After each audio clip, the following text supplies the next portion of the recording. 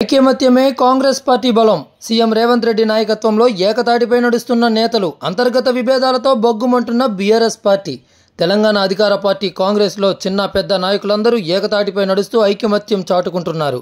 అంతర్గత ప్రజాస్వామ్యం పేరుతో ఎప్పుడూ కుమ్ములాటలు, కుతంత్రాలతో ఎన్నో ఏళ్లుగా వర్ధిల్లే కాంగ్రెస్ పార్టీ నేడు ఐకమత్యంతో ముందడుగు వేస్తోంది. సీఎం రేవంత్ రెడ్డి నాయకత్వంలో నేతలందరూ ఏకతాటిపై నడుస్తూ రాష్ట్ర అభివృద్ధిలో తమ వంతు పాత్ర పోషిస్తున్నారు. అందుకు ప్రత్యక్ష నిదర్శనం సీఎం స్వగ్రామమైన కొండారెడ్డిపల్లిలో జరిగింది. అక్కడ కొలువుదీరిన ఆంజనేయ స్వామి ఆలయ ప్రారంభోత్సవంలో రేవంత్ రెడ్డి వెనుక కాంగ్రెస్ పార్టీ మంత్రులందరూ తరలి వెళ్లడం విశేషం.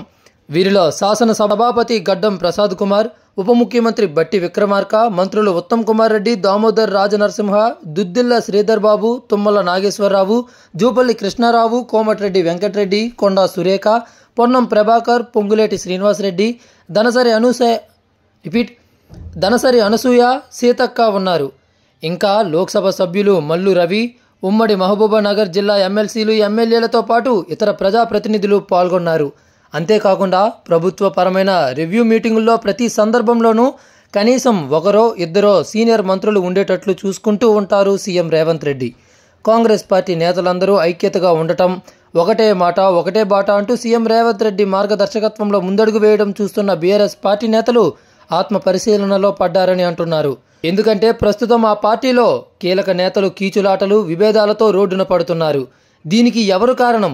2 దశాబ్దాలుగా లోపల ఎన్ని ఉన్నా కలిసికట్టుగా కనిపించే బీఆర్ఎస్ పార్టీ ఈ మధ్య అనేక పవర్ సెంటర్లలో ఉక్కిరిబిక్కిరవుతోంది. ముఖ్యంగా కేటీఆర్ ఒంటెత్తు విధానాల వల్ల పార్టీకి దుస్థితి దాపురించిందని చెబుతున్నారు. వరంగల్ సభలో కేటీఆర్ తప్ప మరొకరు ఫోటో అక్కడ కనిపించలేదు. కనీసం స్థానిక నేతలు సభను నిర్వహించిన వారి ముఖాలు కూడా ఒక్క పోస్టర్లో కనిపించలేదు. అన్నిటికీ మించి బీఆర్ఎస్ పార్టీలో కీలక నేతలుగా ఉన్న హరీష్ రావు, కవితల ఫోటోలు రజతోత్సవ వేడుకలు వేదిక బ్యాక్డ్రాప్పై కనిపించకపోవడం తీవ్ర చర్చనీయాంశంగా మారింది. దీంతో వారిద్దరూ తీవ్రంగా నొచ్చుకున్నారు. సొంత నిర్ణయాలు తీసుకుంటున్నారనే ప్రచారము జోరందుకుంది.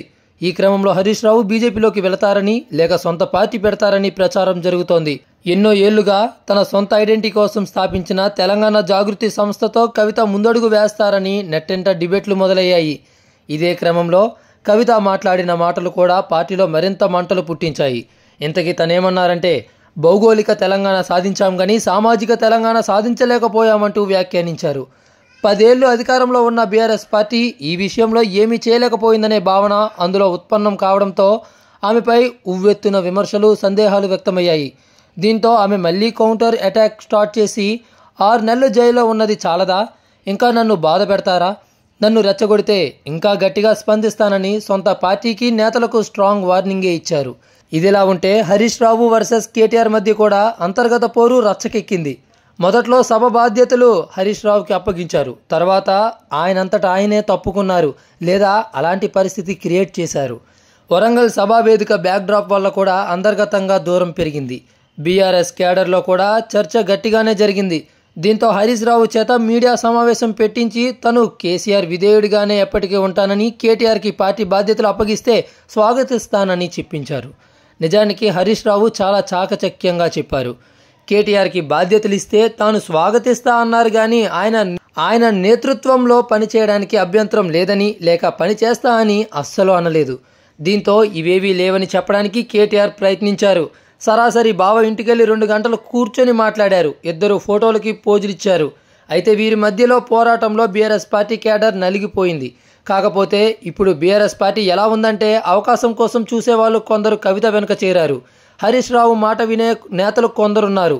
కేటీఆర్ వెనుక కొందరున్నారు. వీరిలాగే 3 పడవలపై వెళితే ఏనాటికైనా పార్టీ 3 ముక్కలవ్వడం ఖాయమని సీనియర్లు వ్యాఖ్యానిస్తున్నారు. ఇందుకు భిన్నంగా అసలు తన ఒరిజినల్ లక్షణానికి దూరంగా కాంగ్రెస్ రేవంత్ రెడ్డి నాయకత్వంలో ఐక్యతా రాగం వినిపించడం రాష్ట్ర రాజకీయాల్లో ఆసక్తికర పరిణామం.